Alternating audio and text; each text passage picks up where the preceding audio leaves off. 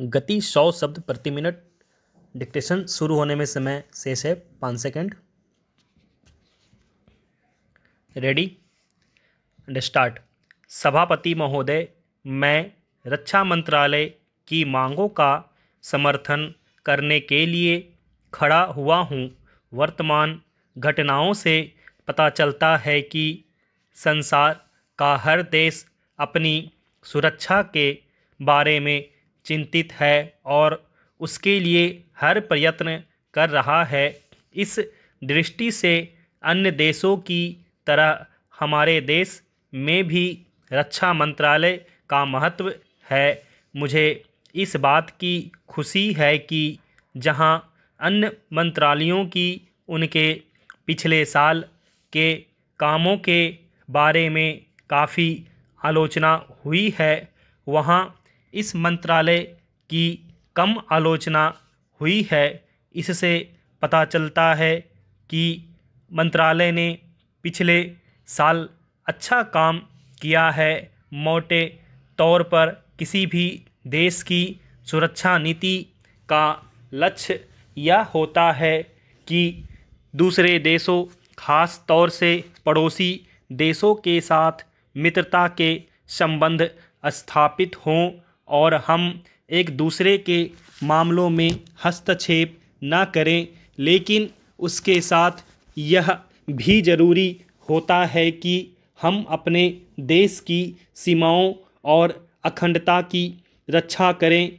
इसलिए हमारे देश का यह कर्तव्य हो जाता है कि हम अपने पड़ोसियों के कार्यों पर पूरी नज़र रखें, क्योंकि आज तक हमारे देश पर जो संकट आए वे हमारे पड़ोसियों से आए हैं। 1965 में पाकिस्तान के साथ जो लड़ाई हुई और उसके बाद ताशकंद में जो समझौता हुआ वह सिर्फ कागज़ पर ही रहा। पाकिस्तान ने उस पर कोई अमल नहीं किया। इस दृष्टि से बहुत ज़रूरी है कि हम अपने देश की सुरक्षा की हर तरह से व्यवस्था करें। हमारा उद्देश्य दूसरों पर आक्रमण करना नहीं है, लेकिन यदि हम पर कोई आक्रमण करे तो हम में इतनी शक्ति अवश्य होनी चाहिए कि हम उसका डटकर सामना कर सकें। आप जानते हैं कि पिछले दिनों पाकिस्तान को अमेरिका और चीन से काफ़ी मदद मिली है।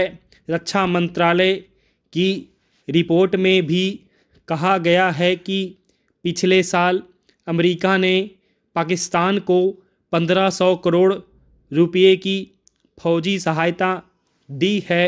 आज जहां हम फौजी सामान के लिए अपने कारखानों की मदद से अपनी शक्ति बढ़ाने का प्रयत्न कर रहे हैं, वहां पाकिस्तान संसार के देशों से फौजी सामान खरीद रहा है। अपनी नीति के कारण वह सब देशों से लाभ उठा रहा है। मेरा सुझाव है कि हमको भी अपनी शक्ति बढ़ाने के लिए संसार के अन्य देशों से अधिक फौजी सामान खरीदना चाहिए। आज तिब्बत की सीमा पर चीन की 1.5 लाख फौज खड़ी है। सभापति महोदय, प्रतिदिन छोटी मोटी झड़पें होती रहती हैं। हमारी फौजें बड़े उत्साह से उनके मुकाबले में खड़ी हैं। उनके हौसले बहुत ऊंचे हैं, लेकिन हमारी सरकार का भी यह कर्तव्य है कि उनके हौसले को कभी गिरने ना दें। उन्हें हर तरह की सुविधा प्रदान की जाए जिससे उनका आत्मविश्वास बढ़े। मैं मंत्री महोदय से अनुरोध करूंगा कि सरकार अपनी नीतियों के प्रचार का काम ठीक प्रकार से अपनी फौजों से करे। उनको अच्छे हथियार दे। अनुसूचित जातियों और आदिवासी जातियों के आयुक्त ने जो अपना प्रतिवेदन प्रस्तुत किया है, उस प्रतिवेदन को देखने से यह प्रतीत होता है कि इसको तैयार करने में उन्होंने बहुत परिश्रम से कार्य किया है। इसके लिए मैं उनको और उनके सहयोगियों को धन्यवाद देता हूँ, परंतु साथ ही साथ इस प्रतिवेदन के संबंध में कुछ आवश्यक निवेदन भी करना चाहता हूँ। पहली बात तो यह है कि इस प्रतिवेदन को देखने से ऐसा प्रतीत होता है कि इन कार्यों के लिए जिस धन का उपयोग होता है वह 3 साधनों से उपलब्ध होता है। केंद्र सरकार द्वारा, राज्य सरकारों द्वारा और कुछ गैर सरकारी संस्थाओं द्वारा प्रतिवेदन के अनुसार जितना धन इन कार्यों पर व्यय करने के लिए दिया जाता है, उतना धन पूरी तरह से व्यय नहीं हो पाता।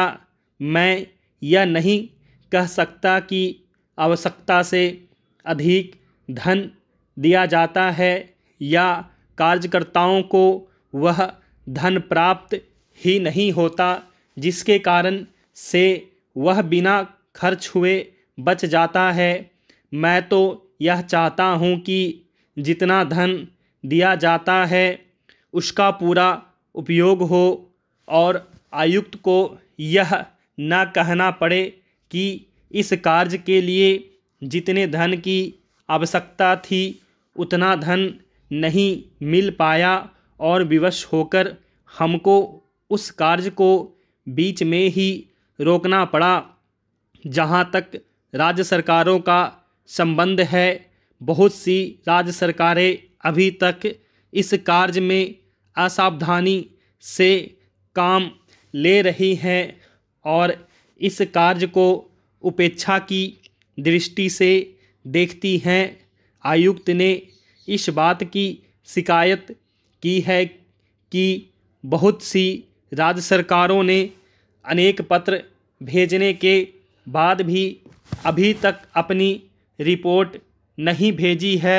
मैं चाहता हूं कि सरकार इस तरफ निष्ठापूर्वक ध्यान दे, राज्य सरकारों पर दबाव डाला जाए कि वे इस दायित्व के प्रति सचेत हों और आयुक्त को उनके कार्य में पूरा सहयोग प्रदान करें।